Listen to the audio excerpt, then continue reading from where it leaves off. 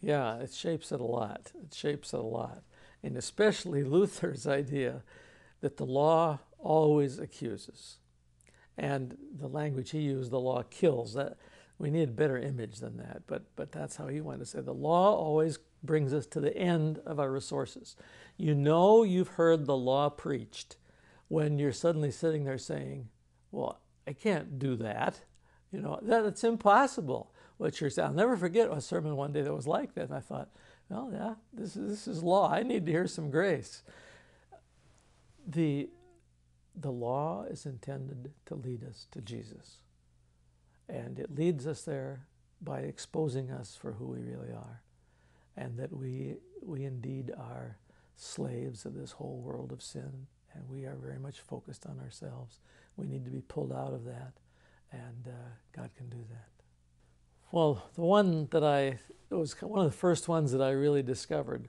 Marianne Tolbert has a commentary on Mark called Sowing the Gospel. And it's wonderful. It's wonderful.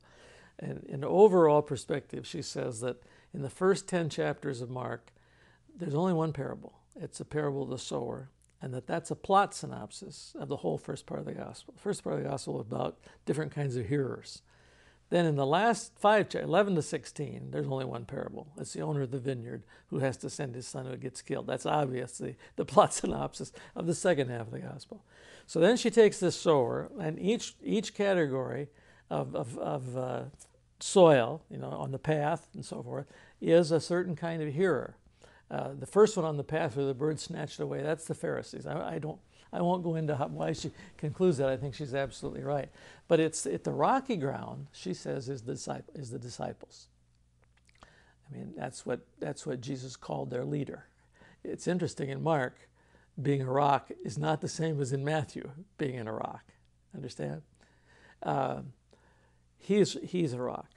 And then you have in Mark's gospel several brackets of 3 stories about the disciples. The first one, that's just the example we use here, is the boat stories in Mark 4, in Mark 6, in Mark 8. Jesus and the disciples are in the boat. And the lack of the disciple, or the failure of the disciples to understand Jesus, gets worse each story as you go. By the time the third one comes, Jesus finally just says to them, do you have eyes and you don't see? Do you have ears and you don't understand? Are your hearts hardened? Well, there's that language. Well, this is a good sermon. You tell the parable of the sower, you tell these boat stories. We're all like this. We're as bad off as the disciples are. What's the good news for us? Well, Mark's got a lot of good news.